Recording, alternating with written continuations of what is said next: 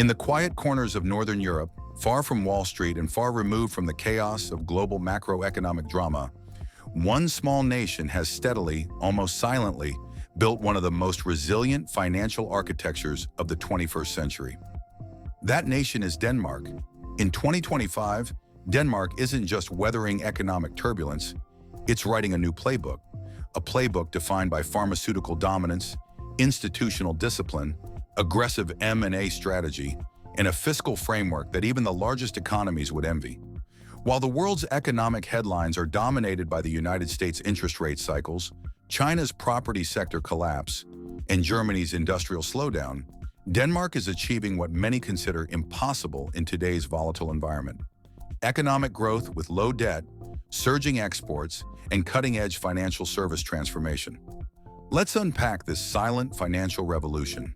Denmark's 2025 economic outlook is fundamentally shaped by its pharmaceutical sector, an industry that continues to be the crown jewel of its export economy.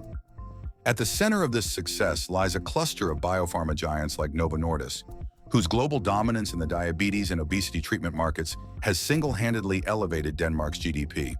In 2024, pharmaceutical exports skyrocketed, pushing overall GDP growth to a stellar 3.7%. But in 2025, the government and economic analysts expect the growth to normalize to around 2.9%. Still respectable, especially given global headwinds. But the real story lies beneath the surface. What Denmark understands better than most is that sustained economic power doesn't just come from exports, it comes from diversifying growth sources. And this is precisely where the Tyra natural gas and oil field enters the picture. Reopened in 2025, the Tyra field is set to provide a short-term bump in output, energy independence, and fiscal revenues. It's not a long-term crutch, but a temporary high-octane injection into Denmark's macroeconomic veins, timed perfectly to offset slowing pharmaceutical momentum. This calculated balancing act, strategic energy reactivation coupled with modest domestic demand recovery, gives Denmark what global investors crave most in 2025: stability. However, this growth doesn't come without a plan. The Danish government's fiscal strategy is surgical in its precision.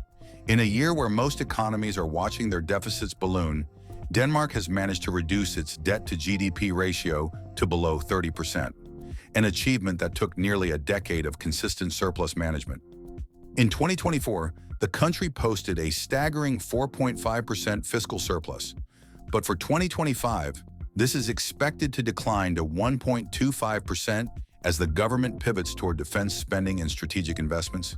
And yet, even with this decline, the budget remains in surplus territory, an economic luxury few developed nations currently enjoy. Now let's talk about what Denmark is spending on and why it matters. In February 2025, the government announced a temporary but aggressive increase in defense spending, jumping from 2.25% to 3.25% of GDP. This is not just about NATO compliance or security strategy.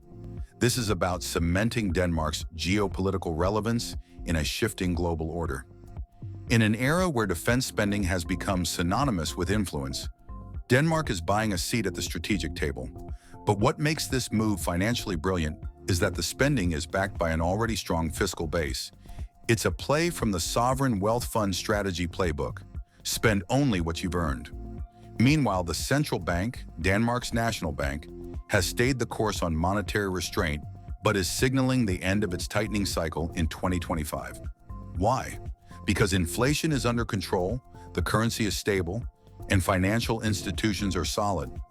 Danish banks are not just surviving, they are thriving. Capital buffers are strong, profitability is healthy, and liquidity is plentiful. The central bank has maintained a 2.5% counter-cyclical capital buffer and a 7% systemic risk buffer, introduced back in 2024 to ensure the financial system doesn't overheat or over-leverage. But what truly sets Denmark apart in 2025 is its mortgage market strategy. Recognizing the long-term risks of a debt-fueled real estate bubble, regulators are now considering lowering the loan-to-value cap from the current 95%. This move isn't just defensive, it's visionary. It acknowledges the structural vulnerability of mortgage-driven consumer debt and aims to tackle it before it metastasizes. On top of that, Denmark is weighing reforms that would reduce the tax deductibility of mortgage interest expenses, a bold yet necessary reform to disincentivize over-leveraging.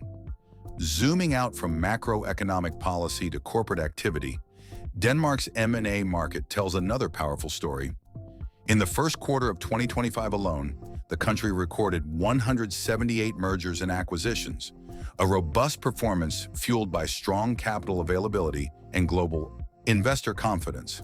The technology, media, and telecommunications (TMT) sector leads the charge with 56 deals, showcasing the country's commitment to digital transformation.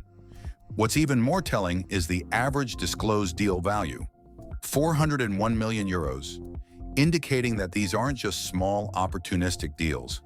These are strategic plays, many of them ESG aligned, signaling Denmark's ability to attract long-term institutional capital. And ESG? Denmark is in a league of its own. The country consistently ranks in the top tier of ESG indexes, thanks to its aggressive decarbonization efforts and forward-thinking regulation. Green finance is not a buzzword here, it's national policy.